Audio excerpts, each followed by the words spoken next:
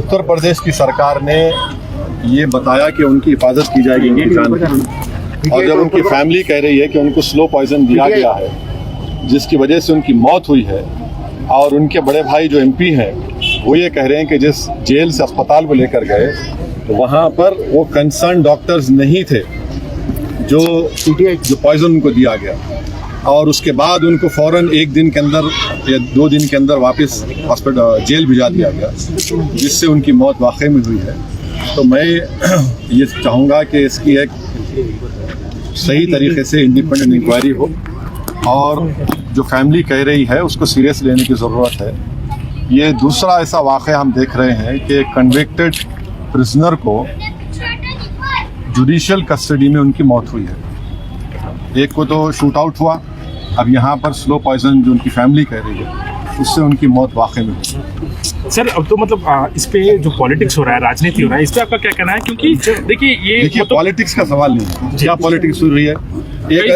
नहीं सुनिए, एक आदमी तो मर गया जो जुडिशियल कस्टडी में है, ठीक है, कोर्ट ने उनके ऊपर सेंटेंस दिया, मगर आपकी कस्टडी में है, जुडिशियल कस्टडी में है, और ये तो दूसरा वाकया है। इसमें पॉलिटिक्स क्या है?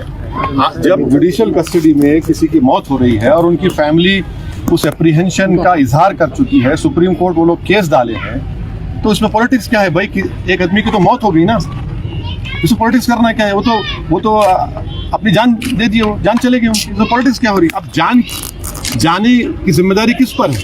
इसमें पॉलिटिक्स क्या करना है? इसमें तो सच्चाई को जानना है, जस्टिस करना चाहिए। Worst rule is prevailing. Sir, worst rule is prevailing, and worst rule is prevailing. Yeah, worst rule is prevailing in Uttar Pradesh. Well, I have been always been saying that in the biggest state of our country, the state is being run by rule by gun, not by rule of law. And this is the second instance wherein a person has died in judicial custody. The whole world had seen that earlier. 2 convicted prisoners, one happened to be an ex-MP, was shot dead. Mr. Ansari was an ex-MLA, and he was in judicial custody. And when this family has filed a case in Supreme Court, stating to the Honorable Supreme Court that there is an apprehension by the family that he will be killed inside the prison. Now he dies, and the family said that slow poison was given. And the surprising and shocking thing is that he was not taken to a specialist hospital. He was taken to a hospital where no proper medical attention was given to him. And the most surprising thing and shocking thing is that within a short span of time, he was sent back to the prison. So definitely what the family is demanding, I hope that the Uttar Pradesh government, in the interest of justice, in the interest of rule of law, will have an impartial inquiry. And the whole world should know what has happened. And this is not on. This is not how people just go away, just die in a judicial custody. आपको क्या लगता है कि उत्तर प्रदेश जेलों में सुरक्षा नहीं है सर? इस तरह के कई सारे पिछले बार भी माइनॉरिटीज पे आपने बात भी उठाई, माइनॉरिटीज को वहाँ पर मारा जा रहा है, तो इस तरह के आरोप है।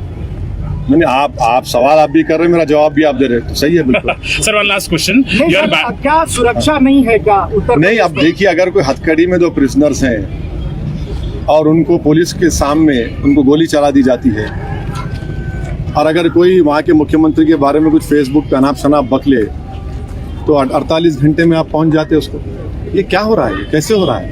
रूल ऑफ लॉ से देश यूपी चलना चाहिए, रूल ऑफ गन से नहीं चलना चाहिए। इससे संविधान के ताल्लुक से, कोर्ट्स के ताल्लुक से जो इकबाल होता है ना, उस इकबाल को बरकरार रखना चाहिए। Sir, you are a barrister, so 600 lawyers writing a letter to CJI and Prime Minister calling it bullying, and Congress is, known for this. Is saying I am neither a spokesperson for both the parties, thankfully. But how do you see, sir?